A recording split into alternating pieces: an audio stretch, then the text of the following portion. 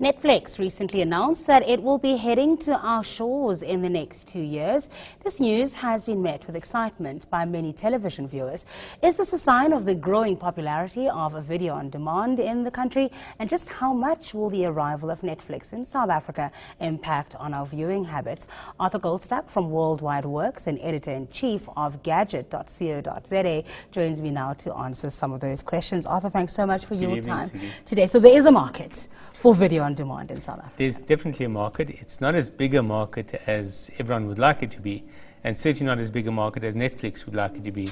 And that's why they haven't come in yet, and that's why they're very vague about their time frame. Okay. Previously they said they wouldn't come here because of bandwidth constraints. Our infrastructure just wasn't good enough for serving high quality video on demand via the internet.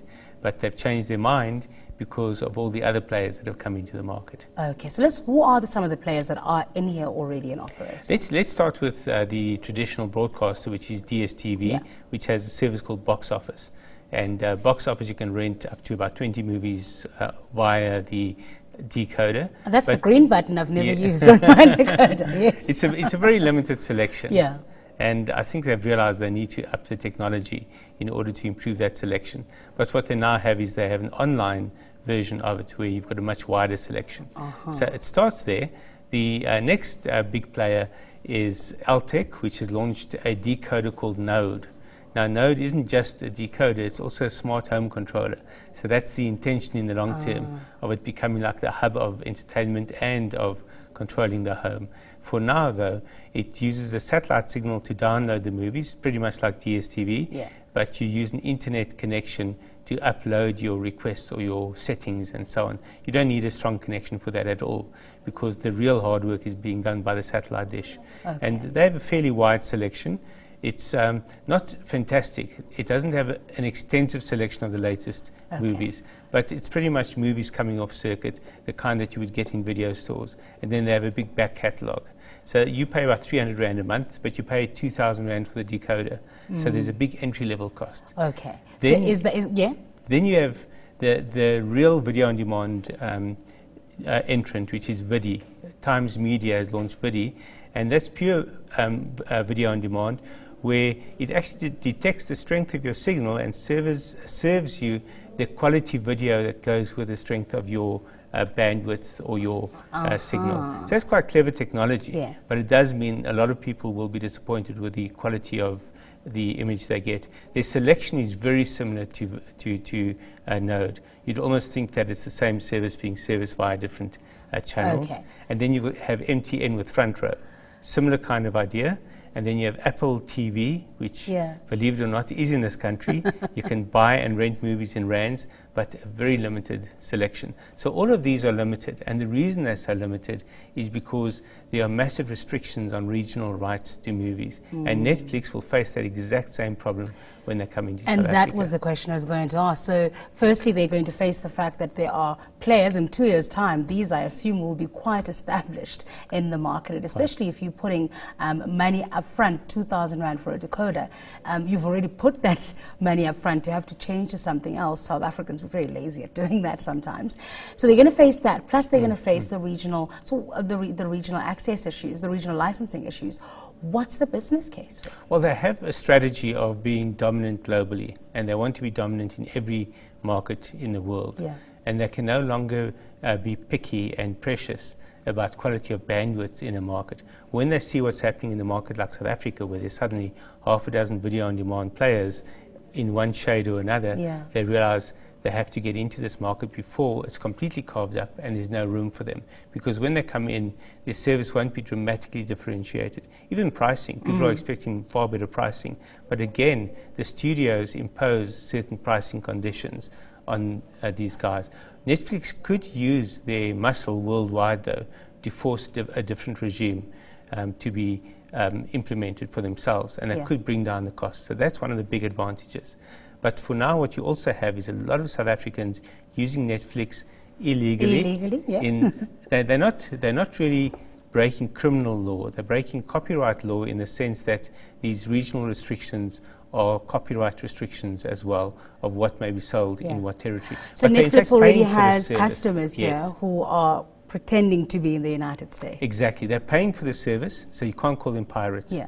And people who've accused them of piracy are actually missing the bigger picture. By having these regional restrictions, the movie industry is in fact pushing people into things like illegal downloads, but also into circumventing regional limitations. So they pretend to be in the United States. They use systems that mask their internet address, and then they subscribe to Netflix, which is actually very cost effective. And if you have a good signal and good bandwidth, you get a great experience. But you've got to be a little tech savvy, you've got to be a bit knowledgeable, and it's the early adopters and it's the techies, and they think everyone else is doing the same. So I have this big argument with people who say it's going to really hurt. In fact, it's already hurting DSTV, and it's not. DSTV recorded more than 6 billion rand profit last year. They're growing 23% a year. They're not being hurt by it. It might limit their growth at the upper end and among the techies, certainly, but not in the mass market. Okay, we'll leave it there. Thanks for your time today. Arthur Goldstuck is with World Wide Worx. Now, Kenya is one of the world's largest exporters of coffee, and this year is set to be no different. East Africa's largest economy plans to produce at least 45,000 tons of coffee this season, but most of these beans are destined for export. eNCA visited a family of Kenyan coffee growers hoping to change this. Robin Creel reports. Rich volcanic soil, high altitudes, beating equatorial sun,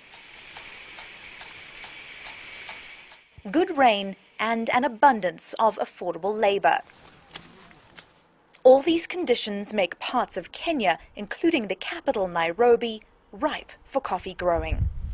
And grow it they do. This farm was established in the 20s by British colonialists, but was taken over in the 70s by a Kenyan family. For them, the coffee, or black gold as they call it, is a way of life. What makes this farm and the coffee unique? That's pretty easy. Family. It's been 4 generations now of brewing coffee and actually growing it and brewing it and doing just loving the coffee in itself. As far as loving coffee goes, though, the Karunguru family is a minority. Most Kenyans and East Africans in general prefer to drink tea. It's extremely cheap, while coffee, on the other hand, is expensive, seen as an elite or wealthy drink. Therefore, much of Karanguru's Arabica yield is exported abroad. But not for too much longer, the owners hope. What we want to do is take ownership of our Kenyan coffee as a brand. Before, what used to happen is we used to sell our coffee to the millers who then export it. Right now we want to take it to the extra mile, where we want to take it to our roasters and brand it as Karunguru coffee. The owners of Karunguru call their coffee a single origin coffee product, meaning it all comes from a single plantation, which preserves the quality and, of course, the taste. We have control of quality from the time the seed is in it's a seedling in the nursery, to the time it's transferred onto the farm, from its young age until it matures and yields a fruit. So we're able to control the quality of it, be able to control its yield, be able to control the final products that we served on the cup. Karanguru's medium roast Batian Arabica's equality was put to the test at Nairobi's annual coffee festival. And this is the feedback from connoisseurs. The first time I've had this coffee from this estate, and I think it's very good. It was good taste and nice level of acidity. Karunguru coffee is very good. Like, I just sampled a bit right now, and frankly it's the best coffee I've tasted in a very long while. But just how does the family plan to hook a country and a region onto coffee? There's a gap in the market. That's why we're seeing an influx of coffee houses, especially in Nairobi City, which we want to tap into. There's a lot of coffee drinkers who are open to a new experience, not just tea, but coffee. Before then, however, the Karunguru dynasty envisions long nights and plenty of cups of this to help them out along the way. Robin Creel, Nairobi. Our daily question and answer feature, Need to Know, is up next. Stay with us.